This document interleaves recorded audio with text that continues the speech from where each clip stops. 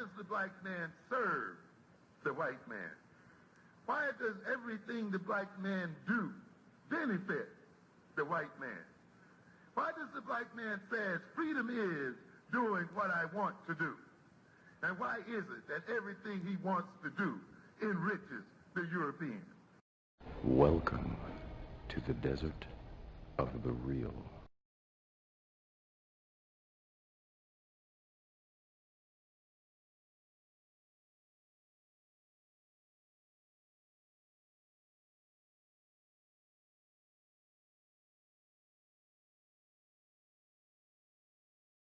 Okay, that whole time during during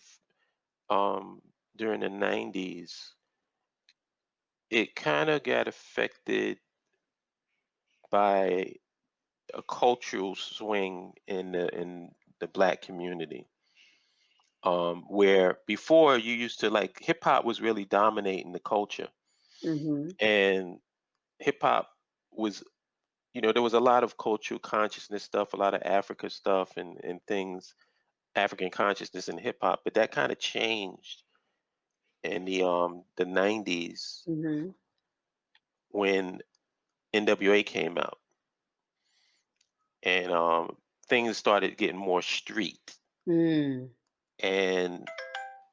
consciousness kind of went into a retreat mode, because then they came out with this whole term about hating, and it seemed like nobody had an answer to the hate. It's like people didn't want to be a hater, so they would kind of back off. It's like if this was an army, the conscious community, a conscious cultures community, kind of like went into retreat and let the street stuff take over.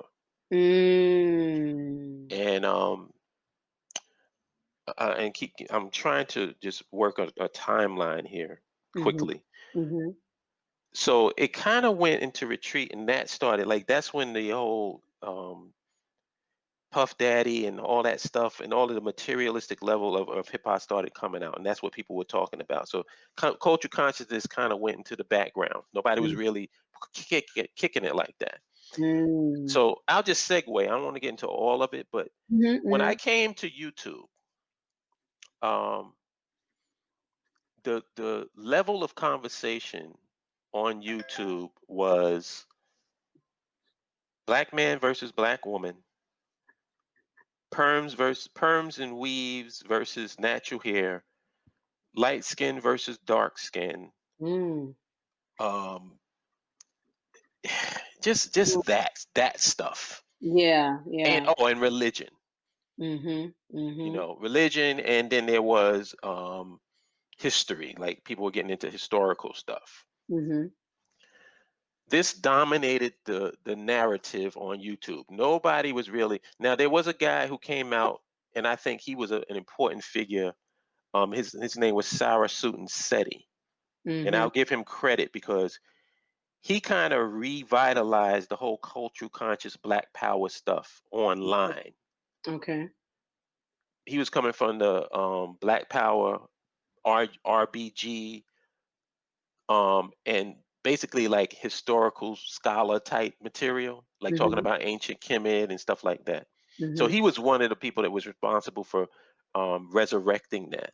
And when I came on, my goal was to change the narrative from all of that stuff to nationhood, talking about us having our own nation. That was my goal when I came online. Good for you. Thank you. So in terms of my goal, and this is, and I'm going to say this, and people know what I'm talking about, who's in the BAIO and outside of the BAIO, because people always want to challenge me on this. They say, well, what are you doing? What have you done? I've accomplished my goal, because now you guys are talking about Africa. You guys are talking about land. You guys are talking about infrastructure. You guys are talking about nationhood, and you were not talking about it when I came online. And I dare you to show me and prove that you did. I love it. I love it. Thank you. And I don't want to make it seem like I was the only one, but I played a big part in it. If you go back and look at my timeline, look at my early videos from the out the gate, I was talking about nationhood. And you've been consistent. Exactly. So that's what I did. I accomplished my goal. And I created an organization, or was a part of creating an organization, where I created basically a safe haven for nationalists and for people of like mind. I basically put the slave theater online. Yep. That's what I did. That's what I accomplished. And I accomplished this goal. And now everybody who's talking this Africa stuff and nationhood stuff, check the resume. Because I'm gonna check yours. If you coming in and you throwing darts, I want to see your resume in 2008. Yep. So that's a quick journey to where we are now. So when I caught a lot of, and it was a learning experience online talking about nationhood, because then you discovered who's really about Black folks for real. Because I've gotten pushback from the cultural conscious community more than I have from regular Black folks online. Speak on that.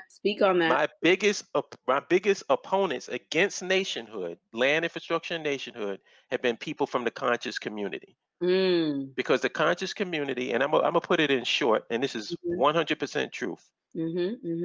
The conscious community is more concerned about making money and living off the suffering of Black people in America than they are about Black people actually getting power and having some control over the socioeconomic and political context they exist in.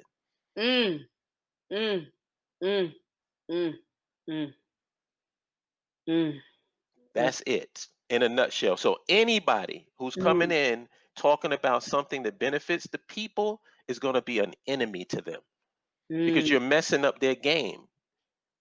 How do you sell DVDs and stuff and have lectures about the problem if the problem gets solved? If the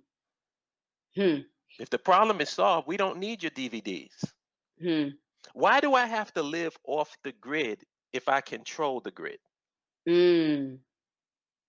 You only talk about living off the grid if you have no desire to control the grid, or somebody else is controlling it.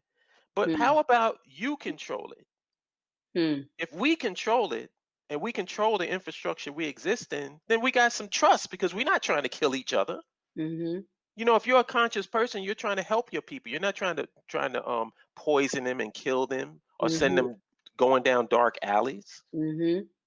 So that's the thing. It's like I've gotten pushback from Garveyites. How that's the one that I still haven't figured out. How do you believe in Marcus Garvey and then fight against me? I've had people to tell me, now keep in mind, I met Amos Wilson.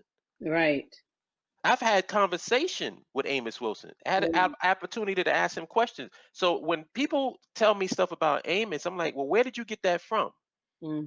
Because they're trying to say, oh, well, your vision isn't like what Amos Wilson wanted. Oh, yes, it is. Because if it wasn't, then it wouldn't be what it is. He was one of my mentors.